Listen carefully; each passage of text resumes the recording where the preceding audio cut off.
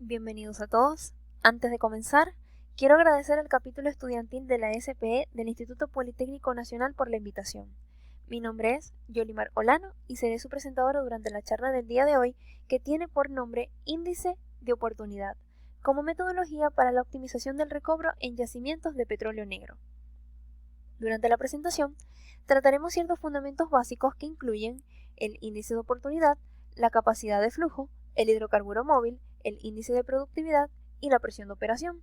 Luego, veremos la metodología que se debería aplicar para el índice de oportunidad, que comprende la validación de las presiones, el cálculo de las variables, la compartimentación y el cálculo del IOP.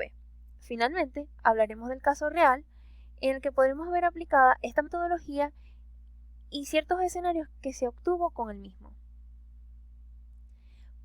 Bien, vamos a comenzar definiendo el término en el que se centra el tema de hoy, índice de oportunidad. El índice de oportunidad es un método inteligente calculado en función de las propiedades básicas de las rocas y los fluidos y la capacidad energética asociada a la presión del yacimiento, permitiendo de esta manera la rápida identificación de las regiones del yacimiento con mayor potencial de producción. El índice de oportunidad es utilizado en yacimientos que ya han sido caracterizados y en los que se cuenta con una historia de producción. Es decir, ya estamos hablando de una fase 4 de un estudio integrado de yacimientos. El índice de oportunidad inicialmente fue diseñado en el simulador comercial Eclipse, pero no siempre se cuenta con esta clase de simuladores numéricos. ¿Qué ocurre? Que en la revisión y el desarrollo de un plan de explotación, el índice de oportunidad se convierte en una herramienta de soporte potencial y muy práctica para identificar las mejores zonas del yacimiento o la zona que se esté estudiando. Y de esta manera mejorar lo que se está haciendo actualmente en el campo.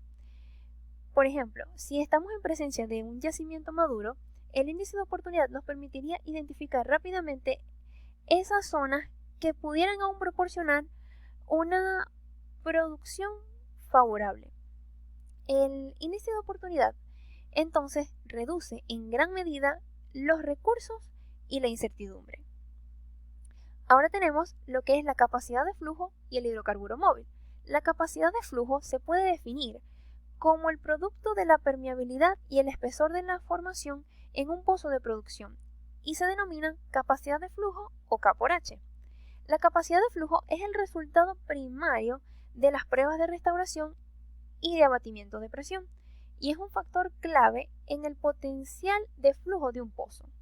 Por otra parte, tenemos lo que es el hidrocarburo móvil, que es definido como el volumen de hidrocarburos por unidad de volumen de roca que puede ser desplazado en el proceso de producción. Ahora tenemos un término bastante común y que ya la mayoría seguro debe conocer, el índice de productividad. El índice de productividad es un parámetro de yacimiento que relaciona el gasto aportado por un pozo dada una caída de presión, desde la presión media del yacimiento hasta la presión de fondo fluyente. El índice de productividad puede ser variable o constante. Esto va a depender de la presión de fondo fluyente, es decir, de que la presión de fondo fluyente esté o por encima o por debajo de la presión de saturación o la presión de burbuja. También tenemos lo que es la presión de operación. La presión de operación se refiere a cuánta energía remanente queda en el yacimiento para poder producir y se define como la diferencia entre la presión del yacimiento y la presión de abandono. Esta última, es decir, la presión de abandono, es la presión mínima a la cual el yacimiento ya no tiene energía para producir, así se le aplique una energía adicional. La presión de abandono va a depender básicamente del método de producción y el valor de este va a ser muy cercano a la presión de fondo fluyente mínima que pueda alcanzar el método de producción que se esté utilizando o que se tenga planificado implementarse. Cuanto más agresivo sea el método de producción, menor va a ser esa presión de abandono. Ok, ahora tenemos los mapas de isopropiedades, que como el índice de oportunidad son una herramienta muy útil al momento de analizar o estudiar un yacimiento. Como ya mencionamos, el índice de oportunidad no es una herramienta única, es una herramienta de soporte que en conjunto con otras y al solaparlas, por decirlo de cierta manera, permiten realizar un estudio que sea representativo de la realidad del yacimiento. Los mapas de isopropiedades representan entonces una variación de las propiedades físicas de un yacimiento petrolero. En este caso, tenemos los mapas de porosidad y de arena neta petrolífera. Los mapas de isopropiedades nos permiten ver mejor la distribución de ciertas propiedades que pueden ser la porosidad, la permeabilidad, la saturación, entre otras que se pueden mencionar. Y en este caso tenemos un mapa de porosidad con una escala que oscila entre el 11 y el 27%, teniendo una porosidad promedio de 19%. Como se puede observar en el mapa, en toda la zona se observa una buena porosidad promedio, resaltándose una pequeña zona hacia el noreste del área con valores altos de porosidad. Por otra parte, tenemos el mapa de arena neta petrolífera con una escala que oscila entre los 80 y los 400 pies, teniendo una ANP promedio de 240 pies. Se puede observar en la zona, hacia la zona sur y noreste del área, los valores más altos de ANP, y en el resto de la zona se observan valores de ANP menores al promedio de la misma. Entonces, los mapas de isopropiedades se aplican para conocer o idear el paso de fluido en la roca y también para determinar las áreas que presentan mejores características. Ahora veamos la metodología que se debe llevar a cabo. Para estimar el índice de oportunidad, lo primero que se debe realizar es la recopilación y validación de las pruebas de presiones estáticas de los pozos de la zona a estudiar. ¿Cómo hacemos esto? Tomando en cuenta los siguientes criterios. Primeramente, debemos determinar el tiempo de cierre óptimo para que la presión de yacimiento y la presión hidrostática generada dentro del pozo se igualen y se pueda visualizar de esta manera la presión promedio del área. Esto se puede realizar a través de análisis de pruebas build-up, simplemente tomando un gráfico de presión medida versus tiempo y en donde se observe que la curva no presenta una variación, es decir, que se mantenga, se puede determinar entonces allí el tiempo de cierre óptimo en el cual se deben realizar estas pruebas. Luego tenemos también los gráficos de presión versus tiempo y presión versus NP que se deberían visualizar en conjunto. Estos gráficos nos permiten visualizar el comportamiento de un pozo o una zona a estudiar. ¿Qué sucede? Que podemos ver un comportamiento como lo pueden ver acá, pero generalmente se presentan puntos fuera de la tendencia del mismo. ¿Qué hacemos con estos puntos? ¿Los descartamos? Inicialmente no. Primero debemos ver a qué se debe que estos puntos salgan de tendencia, con la producción, la historia del pozo, o si ocurrió algún evento que pueda justificar esa diferencia de la presión en la tendencia que lleva la zona o el comportamiento del pozo, y que por el contrario nos verifique de que la presión no sea válida. También debemos tomar en cuenta las pruebas NDT, las presiones de inyección en caso de que el pozo esté asociado a un proyecto de inyección, y los pozos y la revisión de los pozos análogos o pozos vecinos, que muchas veces con esto se puede visualizar si el pozo presenta una presión promedio a la zona en la que se encuentre. Como podemos ver acá, tenemos una zona con 6 pozos que presentan una presión promedio entre 1425 y 1525 de presión. Sin embargo, tenemos este pozo con una presión de 1700.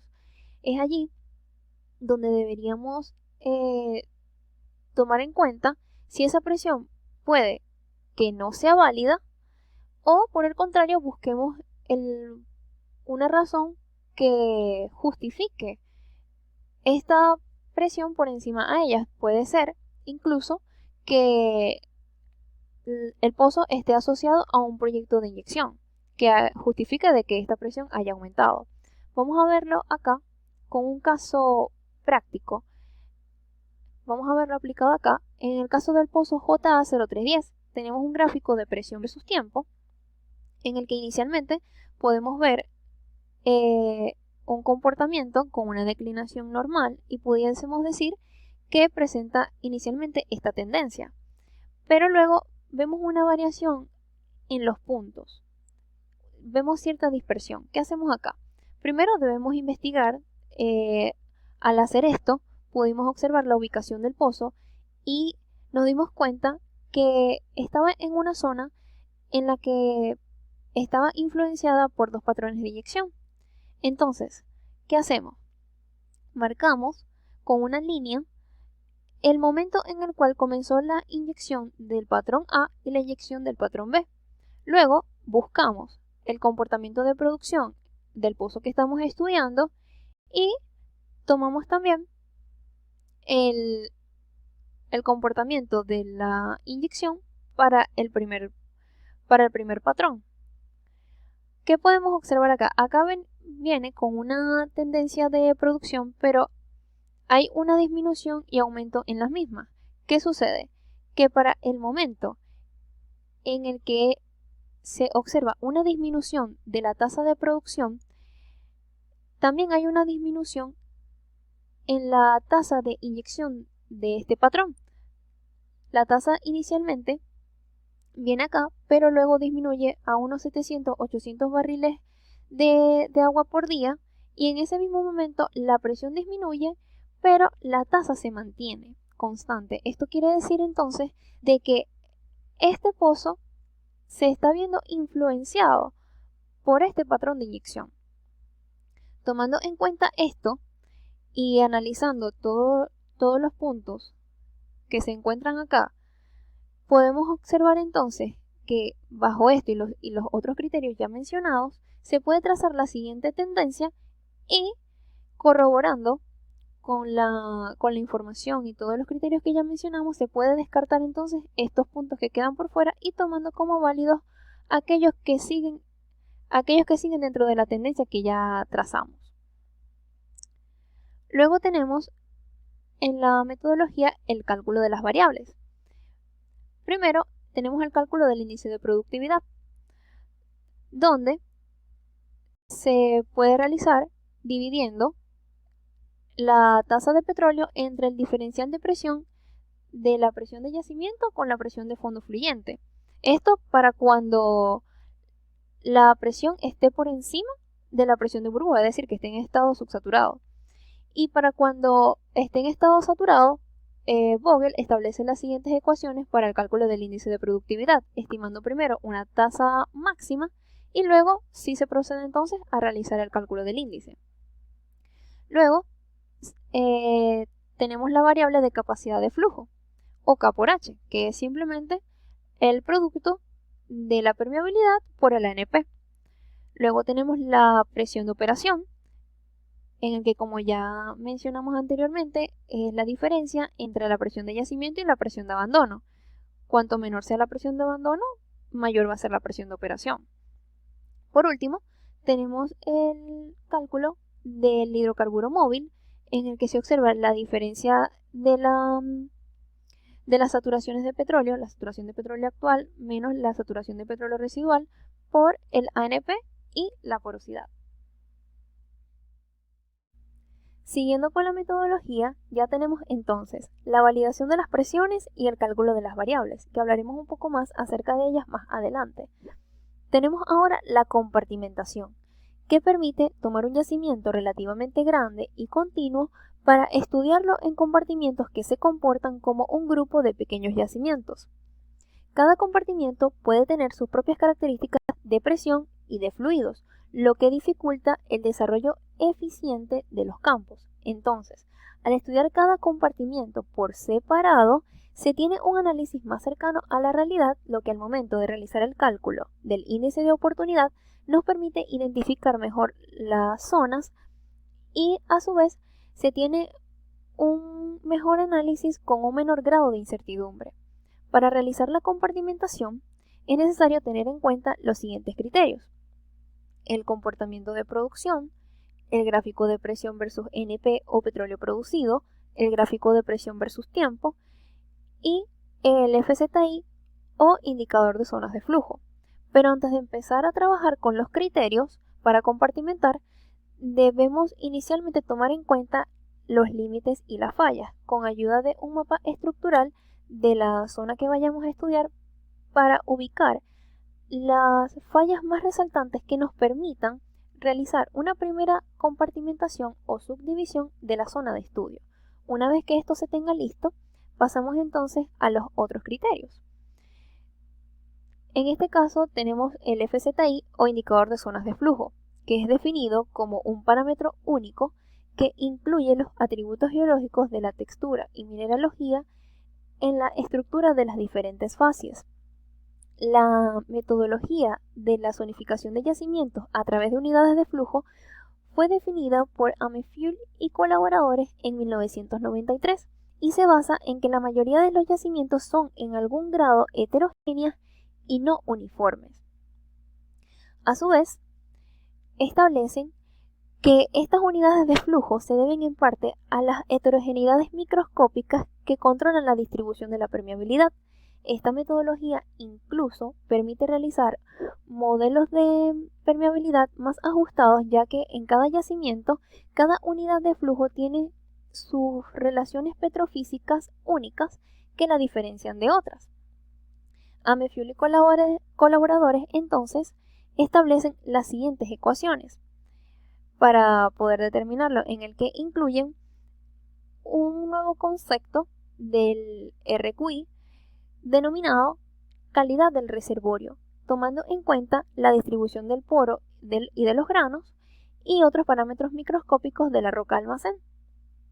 Tomando en cuenta entonces el cambio del radio de la garganta del poro y la distribución entre grano y grano, entonces tenemos estas ecuaciones en las que el FZI es calculado por la relación del RQI o calidad del reservorio y el poro Z, que poro Z no va a ser más que la relación entre el volumen poroso y el volumen de la roca.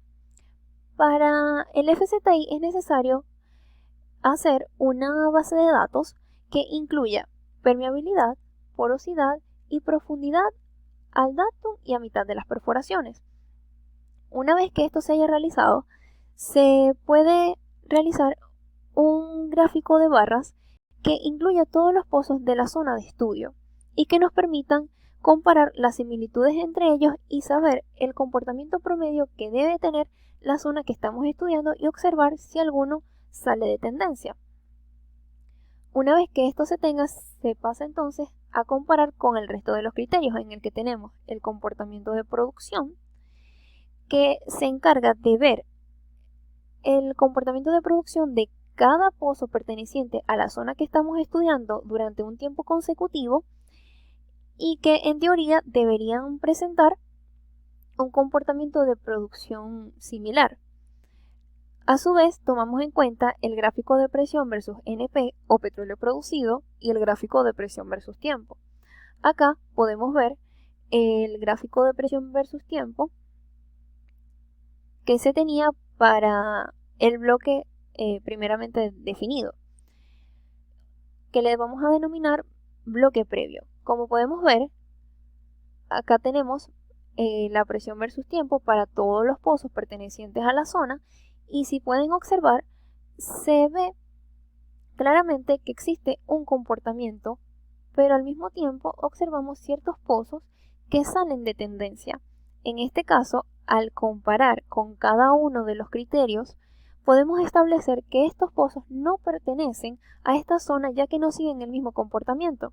Decidimos entonces extraerlos del compartimiento o de la zona como tal, y entonces sí se puede trazar claramente un comportamiento para esta zona o una tendencia, y lo llamamos entonces bloque definido. De esta manera se debe estudiar cada zona o cada compartimiento realizado inicialmente para la zona o el yacimiento de estudio. Una vez lista la compartimentación, es necesario realizar la normalización de las variables, que permite transformar las variables ya calculadas en índices. Para esto, se debe establecer un valor máximo y un valor mínimo para cada propiedad o variable calculada. Una vez se tengan los valores máximos y los valores mínimos, entonces se establece que si la propiedad se encuentra por debajo del valor mínimo, el índice es igual a 0. Si por el contrario el valor se encuentra por encima o es igual al valor máximo, entonces el índice es igual a 1. Y por último, si el valor se encuentra entre el valor máximo y el valor mínimo, entonces se determinará el índice a través de la ecuación de la línea recta para la variable correspondiente que se esté estudiando. Finalmente, llegamos al cálculo del índice de oportunidad, en el que se puede ver la expresión matemática establecida por Molina y Rincón en el 2009, definiendo la ecuación de la siguiente manera, como la raíz cúbica del producto del índice de capacidad de flujo, el índice de volumen de hidrocarburos movible en el medio poroso y finalmente el índice de presión operativa. Molina y Rincón indican que el grado de la raíz va a estar definido por el número de variables o índices secundarios que componen la ecuación como tal. Al estudiar y analizar un poco, se pudo identificar ciertas modificaciones que se le pueden realizar al análisis convencional, por lo que decidimos entonces mejorar la ecuación y denominarle índice de oportunidad mejorado o IOM. Como pueden ver acá, se incluye una variable o índice adicional que, si pueden notar, no estaba presente en la ecuación anterior. Se incluye entonces el índice de productividad como parte de la ecuación, ya que al estar en presencia de yacimientos maduros, nos va a arrojar un resultado más representativo al hacer el cálculo del IOM. Se define la ecuación entonces de la siguiente manera, como la raíz cuarta, haciendo referencia al número de variables o índices secundarios que componen la ecuación, del producto del índice de capacidad de flujo, índice de hidrocarburo móvil, índice de presión de operación y finalmente el índice que hace referencia al índice de productividad y que además se debe establecer que este es normalizado al igual que todas las variables anteriores. Adicional a esto, se hicieron ciertas modificaciones en cuanto al cálculo de las variables. En el caso de la variable de la capacidad de flujo, se hizo un cambio con respecto a la permeabilidad en comparación al análisis convencional, ya que toman la permeabilidad absoluta en el que consideran todos los fluidos presentes. Esto se cambió y en su lugar se tomó la permeabilidad efectiva al petróleo, ya que es lo que nos interesa producir.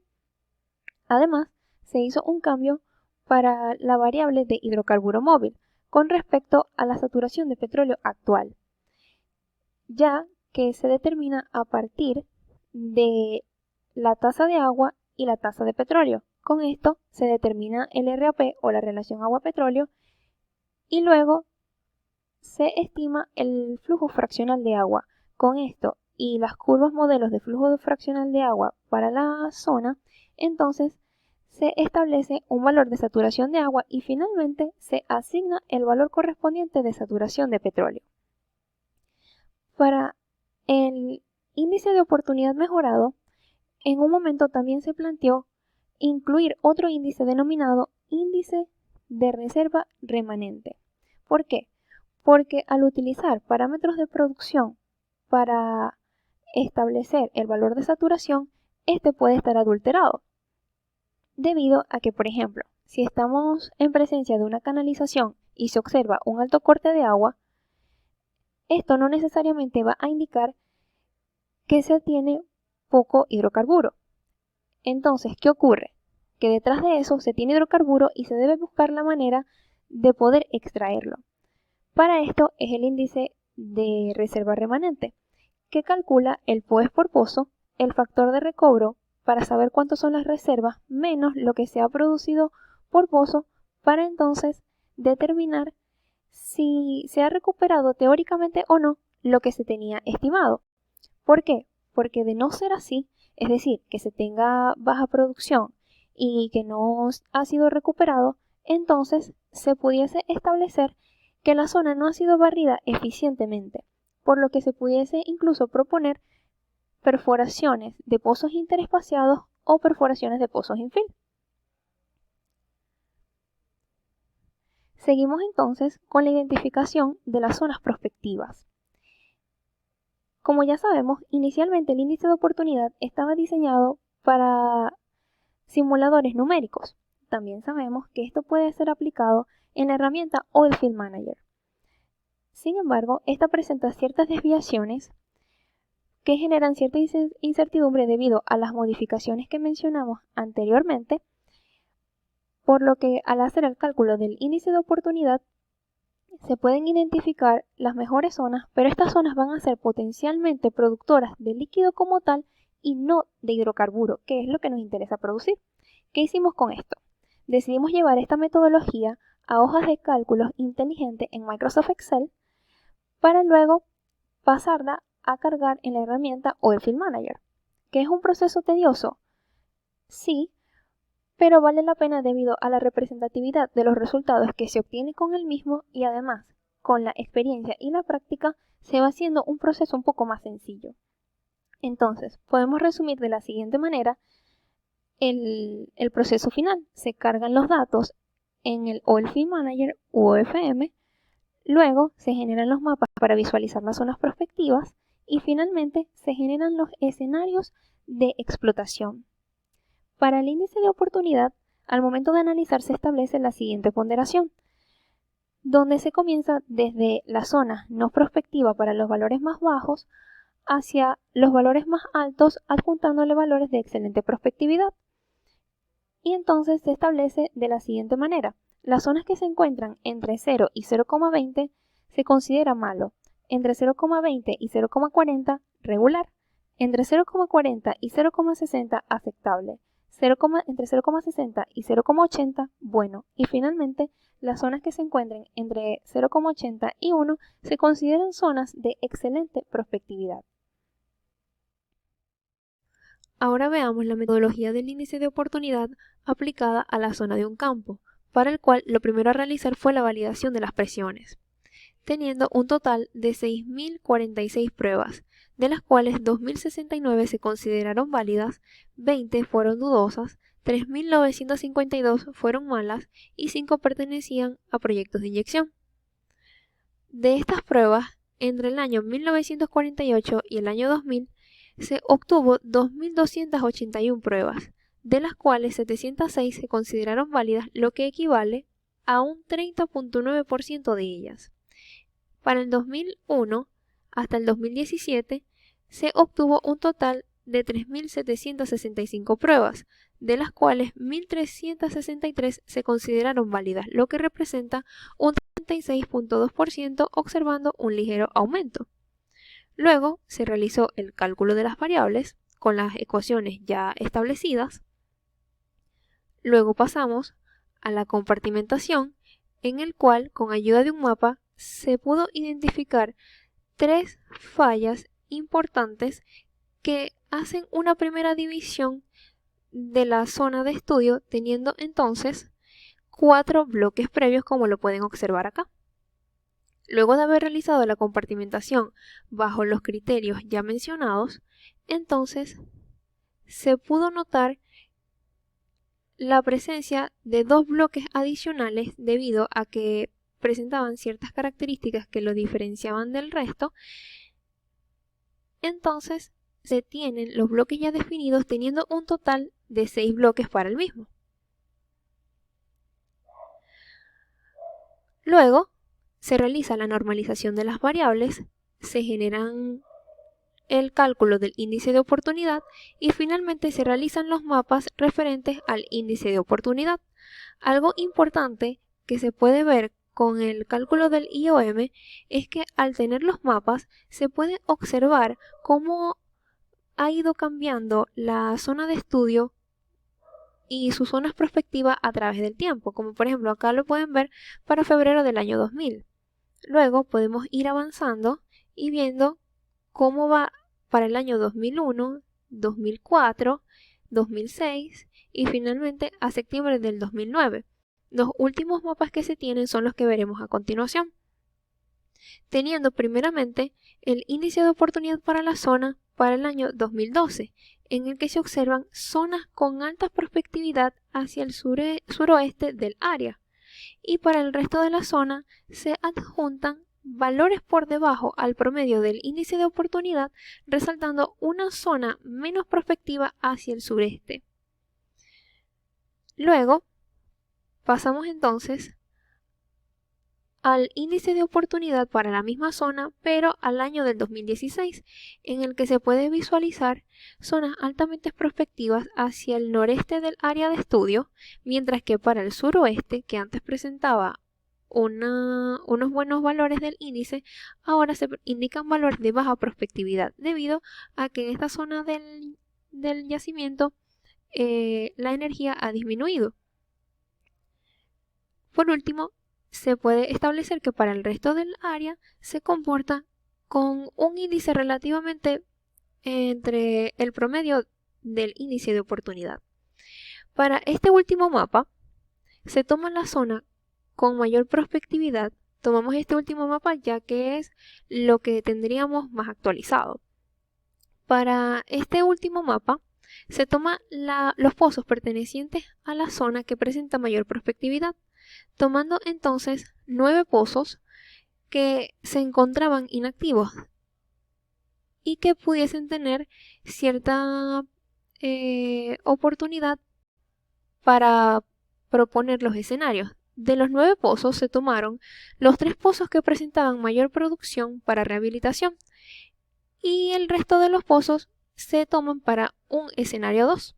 Para el primer escenario se toman entonces estos 3 pozos que, con los perfiles de producción, la declinación, los pozos vecinos y las historias de los mismos para ver qué había ocurrido para que estuviesen inactivos, entonces se construyen los gráficos de NP versus tiempo para una proyección a diciembre del 2026.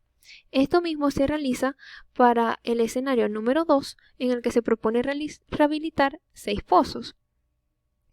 De estos dos escenarios se pudo obtener que para el escenario 1 se obtuvo un recobro a diciembre del 2026 como predicción de 1.354.227 barriles, y para el escenario 2 de 2.479.015 barriles. Obviamente se selecciona el escenario número 2 por tener una predicción de recobro mayor al escenario 1, con una diferencia entre ellos de aproximadamente 1.124.000.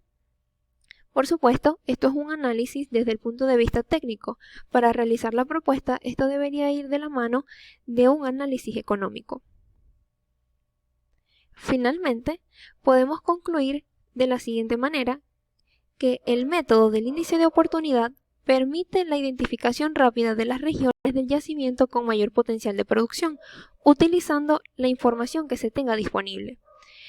Segundo, el estudio permite enfocar oportunidades de inversión, y al encontrar regiones óptimas para invertir recursos con el fin de que la explotación del yacimiento se lleve a cabo de forma rentable y eficiente.